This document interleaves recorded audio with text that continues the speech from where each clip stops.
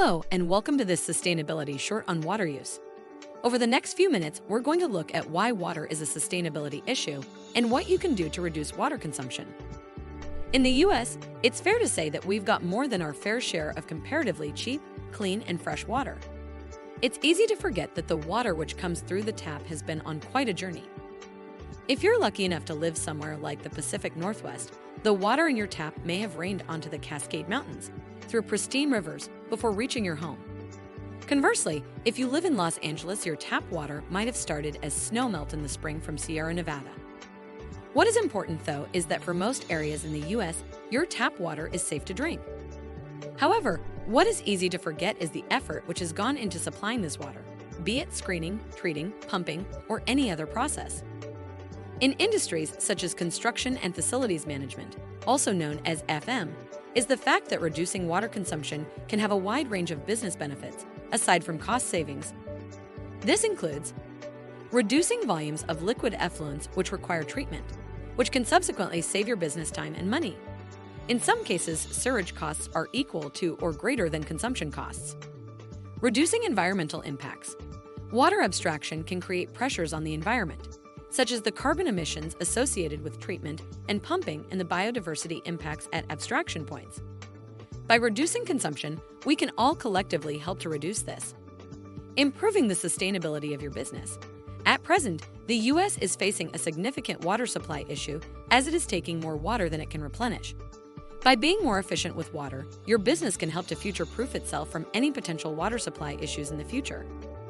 Helping your clients. Buildings using public water systems are fitted with water meters, and if you can help your clients reduce their water consumption, then you may well be helping them save money and meet their own sustainability targets.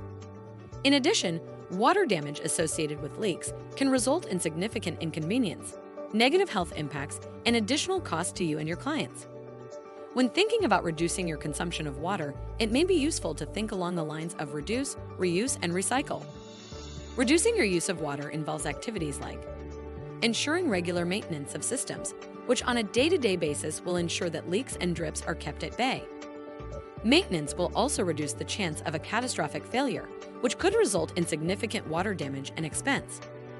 Behavior change is a slightly trickier one. However, if you can educate your colleagues to minimize things like leaving taps on or reporting issues, then this can make a real difference. Signs around restrooms and kitchens provide helpful reminders for building occupants on how to reduce their water use. Reusing water. There are several technologies available which allow you to reuse water. For example, rainwater that would otherwise go down the drain can be collected and reused in a variety of ways, including flushing toilets, dust suppression, vehicle and equipment washing, and landscape irrigation. All these strategies could help you to reduce your consumption of mains water. Recycling water. In addition, you can reduce your use of water through reuse. For example, water which has been used for things like hand washing or cleaning, known as gray water, can be used for things like toilet flushing or dust suppression.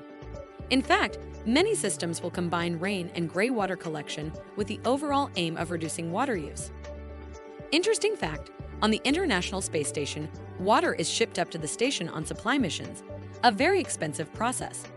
However, to reduce this requirement, the station has wastewater recycling systems which recover fresh, drinkable water from waste shower water and the astronauts' urine and poo. Building on this concept, it's also useful to think about water using a water consumption hierarchy. The hierarchy will give you a useful guide. Prevention. As a first step, do you need to use water at all? For example, technologies such as waterless wheel washing systems can offer solutions for cleaning construction vehicle wheels with no water use at all. Conservation measures. Have you considered water consumption when purchasing equipment that uses water? Also, have you installed appropriate water reduction technologies on the equipment if available? Reuse/recycling. Are you able to collect sufficient water from other sources to reduce your water consumption, such as rainwater or gray water recycling systems? If the above strategies are not appropriate, then use potable drinking water through a main connection. The hierarchy encourages an approach which firstly tries to prevent or reduce water consumption before then encouraging use from more sustainable sources, and then finally, as a last resort, moving to the use of potable water. Another key thing to remember here is making sure that you measure what you use and where you use it. Measurement will allow you to understand how much of an improvement you're making and, importantly, could help you build a business case for future investments in water-saving measures. This concludes this Sustainability Short.